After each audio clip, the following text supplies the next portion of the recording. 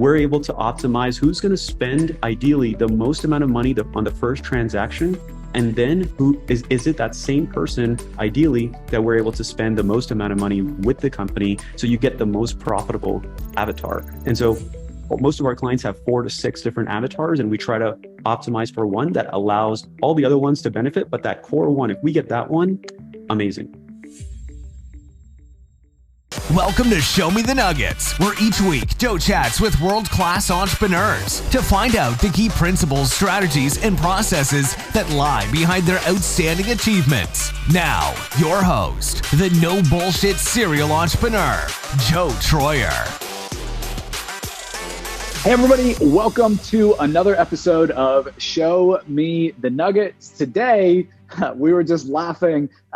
Today's podcast is probably going on about 3 years in the making. No, not really, but quite a long time. We've been trying to get this one slated in the books, and I've been out, and our guest has been out, and it's finally here. So I'm super excited today to welcome Nehal Kazim. Nehal is the man when it comes to really scaling Facebook ads, and we're going to be talking about the scale that he's been able to achieve and what makes him different than kind of a lot of people in the marketplace. And man, like how long have we known each other? Do you know? I think it's 6 years now, okay. Something like that. It's been a long time. So guys, without further ado, I'm just super excited to bring him on, to hang out first and foremost, let you guys kind of, hear in on the conversation and to really understand what's happening in the marketplace right now. We were just talking before we officially kicked off the recording. We have lots of stuff happening with iOS 14. We were talking about the implications of that. And guys, this is going to be a good one. So for those of you that don't know Nehal, Nehal runs AdPros. I believe, Nehal, you guys are primarily focused on e-com and subscription companies. Is that still the case? Yeah, that's the case. And we're primarily working with companies who are 6 figures a month in revenue, and we take them to 7 figures a month. Okay, perfect. And I know that you're really focused on scaling ad spend, and where most, agencies are breaking and can't break past a barrier. You're kind of known for taking people and bursting through that barrier. Is that correct? Yeah, I'd say so. Perfect, man. So before we dive deep, give us a little bit about your background, man. Like, how'd you end up in this crazy digital marketing world that we all know? Yeah, I mean, a lot of it started with like Jeff Walker's product launch formula. That was like the first kind of thing that I saw. There was like Ed Dale's thing. And like, there was like, when I was really starting with internet marketing, so I'm 30 right now. I started when I was like 14 and just like looking out of desperation and trying to figure out how to figure anything out for my family. Like that was the approach. I didn't really know what to do. I think I lost maybe like, I didn't lose, but it was like 5 years, 6 years of like real trial and error. And I tried maybe like 5 or 6, 7 different things. And one of the first thing I was going to do was like teach people like basketball skills, but I wasn't really good. So I don't know where that came from. I created business cards and everything. It's like, I still have them at my mom's house, but yeah, that's where I kind of started. And I tried a bunch of different things, selling shoes on eBay that were not real, and all these other different ideas. And most of them failed, or most of them like were successful, but very short term. And then the first thing that really hit was like selling websites. And that's like where I started. And the first website was like $500. We eventually sold different websites for like 5,000, but I didn't have a system to get clients or execute. So I was both.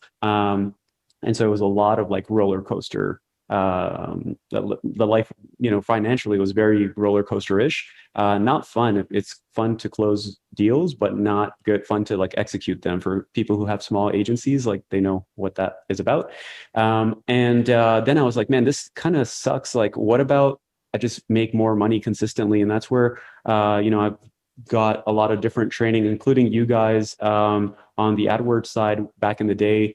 And was just exploring. So I decided I was going to do content marketing. That was the thing that I was going to do, and I was good at it, and like I was getting results for people. But then algorithms started going down for reach, and so I made another shift to Facebook ads, and I didn't have any of my own money. And so I was broke. And so I can't run Facebook ads, or like I wasn't creative enough. That's a better way to position it. I wasn't creative enough to figure out how to leverage my lack of funds to like get results basically. So then I was like, all right, I'm just going to go where other people have money but don't have time, and I'll just learn. And that's kind of where we started. And then, started with zero, charging $0, and then 250 a month, 500, and we kept doubling that. And thankfully, we have clients paying 20,000, 25,000 per month now. Hey, real quick, before we dive into the rest of this episode, real quick, I promise my team and I would like to personally thank you, our audience, yes, you listening right now, for all the amazing support that you guys have been giving the podcast. The growth has been just crazy. And I want you to know that we're super, super appreciative to you. So we've been trying to think of something cool that we could do to give back to our audience, to give back to you guys. And I think we've come up with something that's really, really unique. It's something that's special. So here's the thing. The team here at Digital Triggers, my own little team here, has decided that we're going to give away a gift pack that includes our top of the line resources to sell SEO, right? We know that so many of you guys out there are agencies. This is going to literally give you contracts, proposals, pitches, scripts that you guys can use, outreach templates. It's a pack of assets and collateral for anybody wanting to sell SEO services or marketing services to any type of business, not just local businesses. This has been used to land e-com deals, all kinds of deals out there. So if you didn't hear that, let me make it a little more clear. Okay, our Digital Triggers family is giving you some of the best of the content and the resources that we've ever put together, absolutely free, just for listening to the podcast. Okay, all that you have to do is go to digitaltriggers.io/gift pack. And you are good to go, folks. It is that simple. We'll make sure that this page is up and ready for you guys by the time this episode airs. And with that being said, let's get back to the episode. All right. That was all right. I think that went okay. Man, so fast forward to today. Who do you guys serve? What do you guys kind of do? What's the, how many clients do you have? Kind of what's top line revenue? Just kind of big picture stuff. Yeah, so we don't really talk a lot about that, but it's low six figures per month. And the main type of client that we're serving is direct to consumer brands. And we have some like people who don't fit that mold, but they're just companies who spend a lot of money. So they spend 100,000 per month plus. And we have a handful of clients that are the core clients that spend over $1 million a month total. And then we have smaller clients that are spending 30,000 to 50,000 per month. And Perfect. So, and then in terms of like the way our team is set up and how we're structured, there's 8 people on the agency side.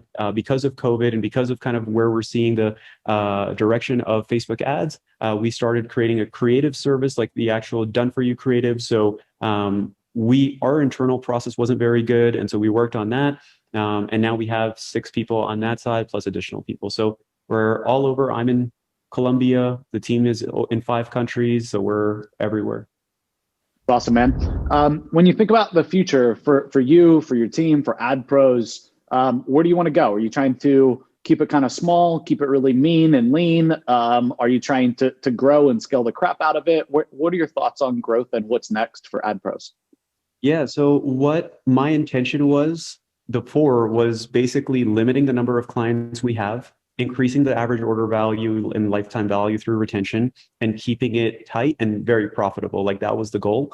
And then I realized like I want to play a bigger game, and I want to have a bigger impact in the way that I give back to people.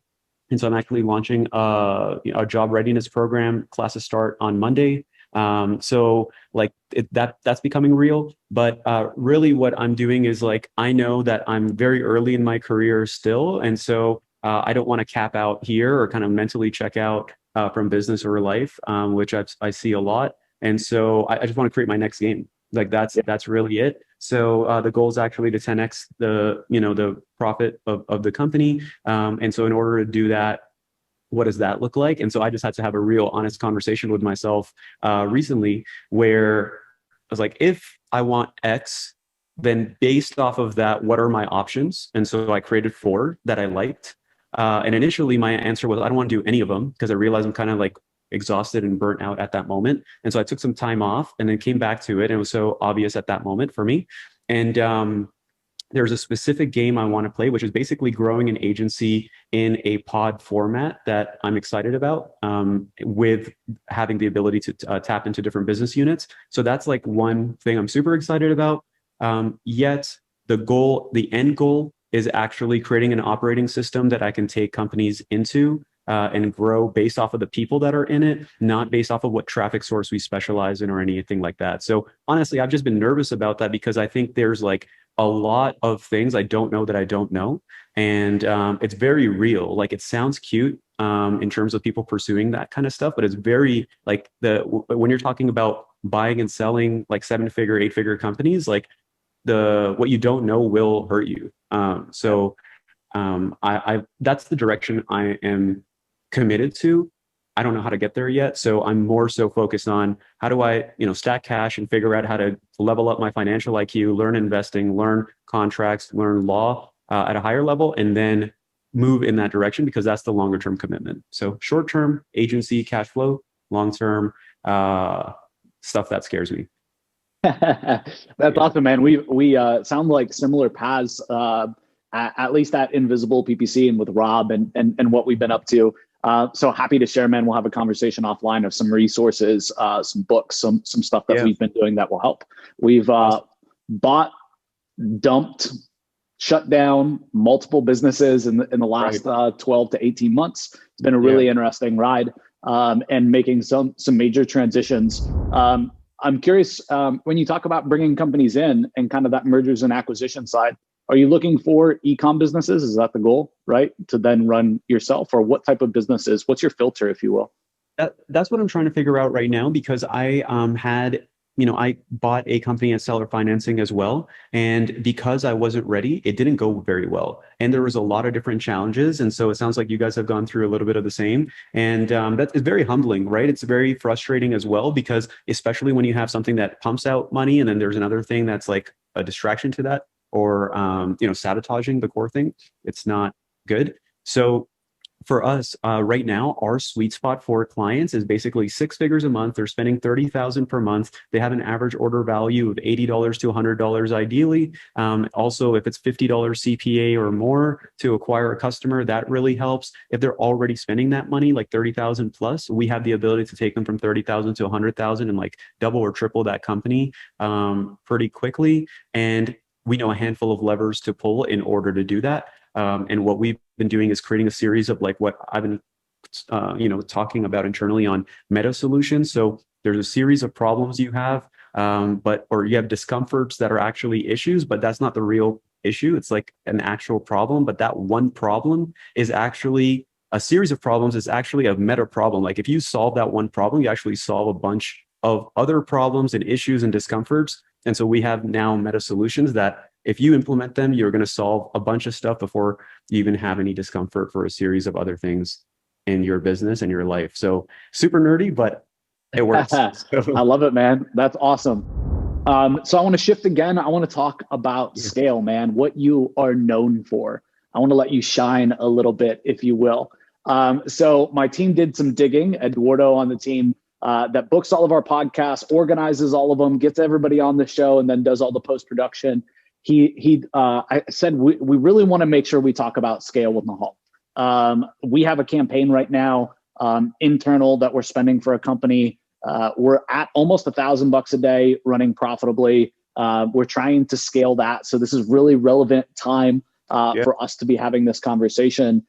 So he did some digging and talked about the Ad Scorecard, and that you kind of have a standard system for how you look in at campaigns and optimize and figure out how you're going to scale. Could you help us break down the Ad Scorecard? Yeah, absolutely. So the Ad Scorecard is our method that we look at from an auditing standpoint when we go into any brand. That's like the first place we start. And what most people look at when it comes to advertising is they look at the Facebook creative and they look at Facebook ad optimization.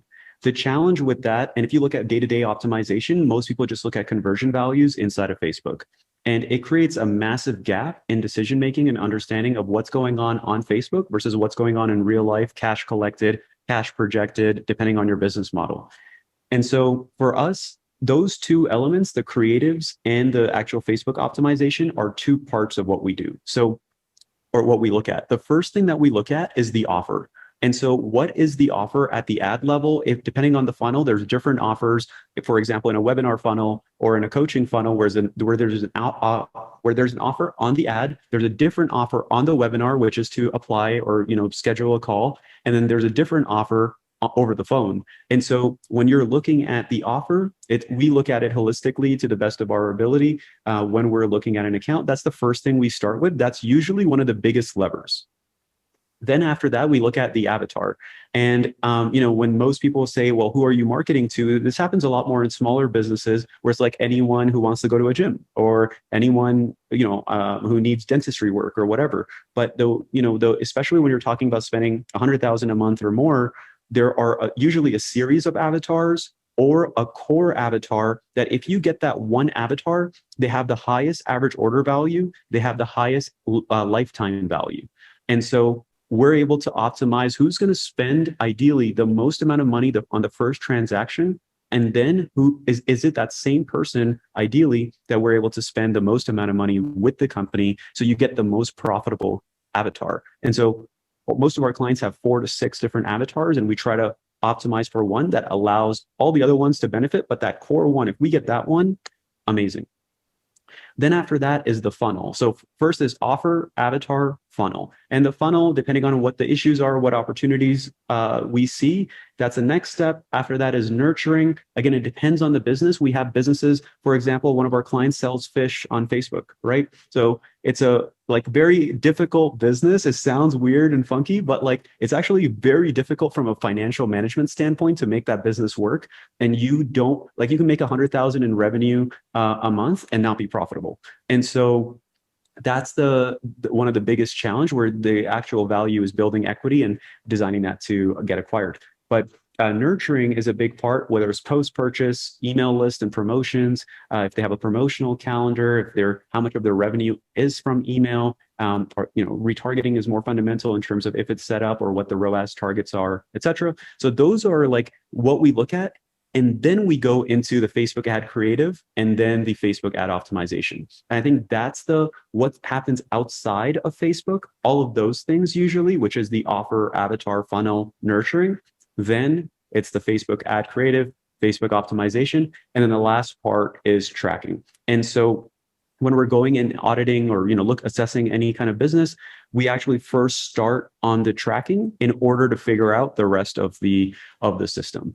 And so that's our ad scorecard process. And based off of what we see, and this is the most important part, everyone tries to focus on all of it at the same time. We aggressively try to figure out what are we not going to focus on at all, and focus on 2 or 3 of those 7 elements. For example, some people don't know their numbers. And that's okay. It's depending on the stage of the business they're at. The first thing we do is create a KPI sheet for them and figure out, what's their actual numbers on a daily basis. What are their numbers in the past months? How are they pacing? Any kind of projections, that kind of thing.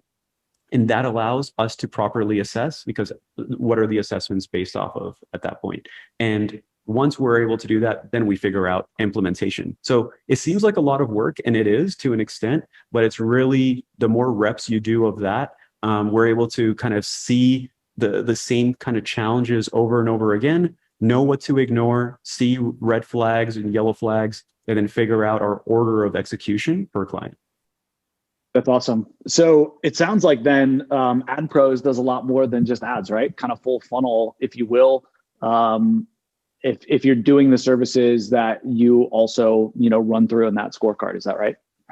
Man, before we used to do business coaching, basically business strategy, financial management, all of that is integrated into what we're doing, because otherwise we're just BSing ourselves. And so we don't charge extra for that. It's for us is a non-negotiable in order to operate.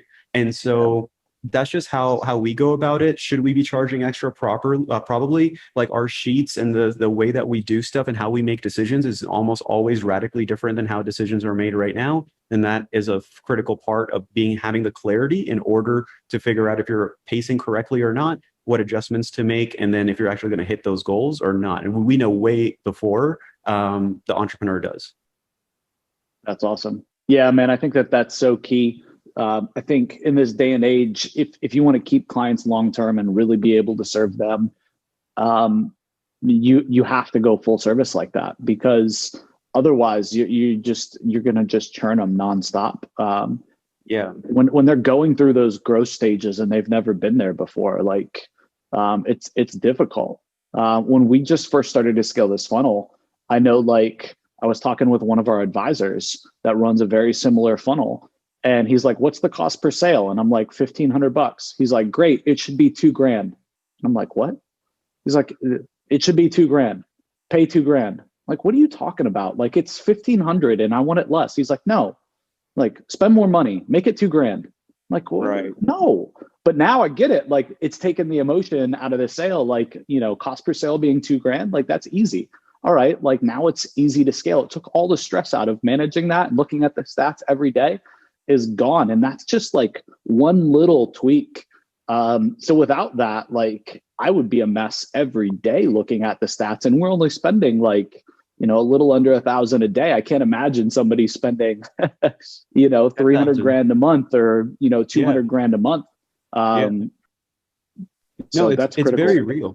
It's very real. So for example, like, the way I look at this is like, it starts with me. Outside of me is like all the families and stuff inside of AdPros. Outside of that is all of the entrepreneurs. Outside of that is all of their families and inventory and people who manage that whole ecosystem. So when we're able to execute, the amount of lives that are actually touched indirectly, not including customers, is pretty significant. And when we have breakthroughs, there's a lot of good stuff that happens. But right now with iOS 14 stuff, or even some of these rollouts, one of the clients we're spending 20,000 a day for, we just cut like a significant or decent amount. And we get compensated on ad spend. And so he's like, well, you guys, I don't want you guys to make more money than me. And that's like an obvious conversation that we need to have when performance is going down. And we have to have that conversation. It's like, look, we're ready to decrease spend 30 to 50%. Like, we're not trying to optimize for our retainers. We're optimizing for your profitability and your long term, so that you trust us, and we have a healthy relationship on that same objective, because we're optimizing for margin, not our retainer. And so that changes the dynamics a lot. I love that. So I want to ask you a looking back question, right? Like, you've been through a crazy journey, right? Like, you've in your own right achieved a level of success that most agencies like only wish one day that they'll hit. If you had to change anything in the past, is there anything that you would change? Like, hey man, I really wish I wouldn't have done this or taken this turn. Or is it just like, man, I'm so glad for every one of those turns, because they led me to where I'm at today? I mean, there's a lot of scars, man. There's a lot. And so I'm grateful for each one of those, but like, some of those like are repetitive lessons. So a big one for me was like, there's a phenomenal book. It's called The Big Leap. And it talks about upper limit problems. And upper limit problems is that we have some sort of expectation of anything. So success, for example. And when we have too much of it, we self-destruct or create self-sabotaging, actions and thoughts and beliefs, and come back down to the level that we think that we deserve. And so we do this with success. We do this with money, with our partner, with friends, like clothes, location, whatever, everything, travel. And so there's upper limits that we create based off of everything that someone has created for us. So my first big goal was like, if the business can do $10,000 profit in a month, was like amazing. When I hit that, I was super depressed, because I'm like, I can't double it. I don't know what to do now. Like, I was like struggled. And then every time that doubled or tripled, I blew up the business. Subconsciously, I checked out and went back down to exactly where I thought I deserved. And every single time, man, it's super painful. So at one time, I wasn't able to pay rent or like pay some of the employees. And it's like, man, what happened? Like, we just lost like 70% of our revenue in like a week and a half. Super random, no external event. It just happened to happen. Like, that was it. And it was really difficult. And that took me like 3 months to get out of mentally. and like physically I lost weight and all that kind of stuff. And so then it happened again like a year and a half later. And so this is the stuff that most people won't share, because this is real. Like it's sucked. Like this is very emotionally like traumatic at times. But I used that and converted that into motivation, and converted that into actions. And so now that's helped me get to a new level of success and like push through. And I've already felt what that stupidity is of like completely checking out when you have momentum. And so I'm like obsessively trying to figure out how to hack my brain and like hack my emotions and my my desires, so that I 10x it and I just create the next game. And I rather have an abundance of resources instead of have enough. That's my perspective. I grew up in low income housing, so like I know what scarcity looks like. And I have an idea of like a degree of abundance looks like, but I don't know what wealth, like serious wealth, looks like.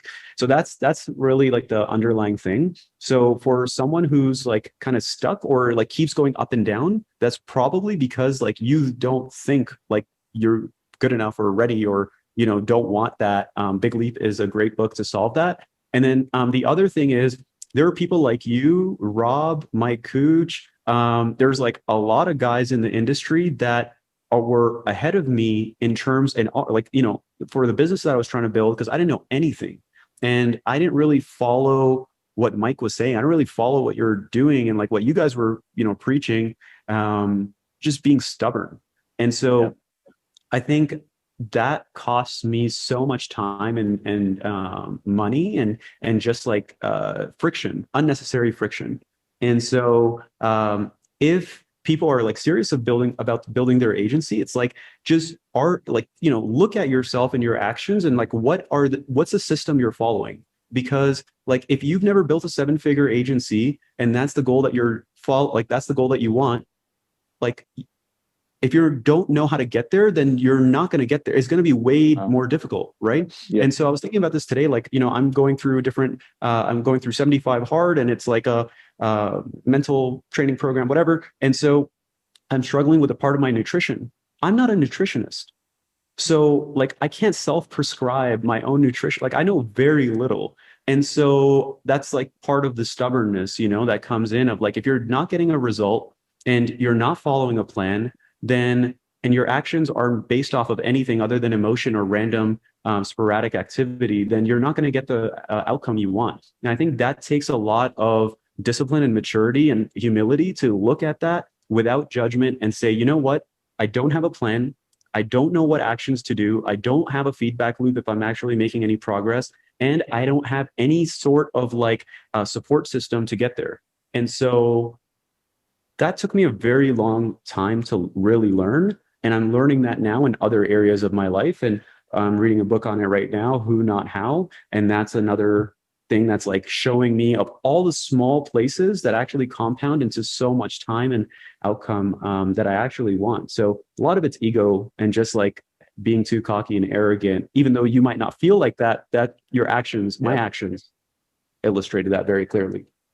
Dude, there were so many nuggets right there. Wow. Dude, that like last 5-minute rant, that was fantastic. Like really, really good. So first you said something to the effect of finding a game within the business and attacking that, something that gets you excited. I forget exactly what you said, but that's so great because that puts your ADD kind of brain at something that you can attack and you can go after, something project-based that you can get excited about. I love that. Then you basically said, just paraphrasing, but you got to follow the people that have already been there. Like find the systems, find the solutions, listen to them because they've already been through it. Don't try to go at it alone. Like you don't know what you don't know. And that's such a hard thing because you believe that you know everything at that stage, no matter what it is that you're doing, right? You get cocky, you kind of get arrogant about it until life smacks you in the face and you go, oh shit, yeah, I should have been paying attention. So that was really good. And then 75 hard, man. Love 75 hard. True story. I think it was day 68 or 71 of me doing 75 hard the first time. I failed. I woke up and I literally had like half an inch of water left in my gallon for the day, and I failed myself. Damn. Wow. Because that's what it's about. It's not a physical challenge. It's you got to do everything, right? Yeah. And you got to make sure that every day it gets done. And it's a mental challenge. It's a can you stick with this? Can you do everything even when you don't feel like it? And so I failed myself, man. Yeah. So, Dude, so I crazy. actually realized like I need external motivation. I need external input to like keep me accountable. So one person on my team messages me 3 times a day and just harasses me on my not only my 75 hard, but also on my other 8 habits or so. So I have about 14 or 16 things I'm doing every single day. And I want to be 100% on 75 hard and I want to be 100% on my total habits. And so we have an Excel sheet. She looks at it, she harasses me and she's like, "Are you doing it?" And when it comes to that game, man, if you look at a lot of like super successful people, they always talk about the process and the journey, and like it doesn't make sense until it does. And then I read Phil Jackson's 11 Rings book, which I'm a huge basketball fan, and one of the first things he mentioned in the book is like, forget about the rings. And I'm like, man, like that's not what I want to hear from a guy who has 11 rings. Like that's confusing, because you can't. It's not logical, but it makes sense, I guess. So I think it's just accepting that at a deeper level. That's awesome, man. We covered so much. We actually covered the book recommendations that I would usually ask at the end of the podcast. So I'm looking at it, I'm like, crap, we already covered that. And I just got to say, man, this has been one of the best podcast episodes that we've done. Thanks so much for coming and hanging out and riffing. And thanks for being unedited, like just fucking telling it like it is and putting yourself out there. You said some stuff about yourself that most people would never admit on a podcast or on any type of anything live being recorded. And it just speaks volumes about who you are and where you're at in your life and where you're going to go. You are on fire, dude. Keep it up. Thank you, man. I appreciate it.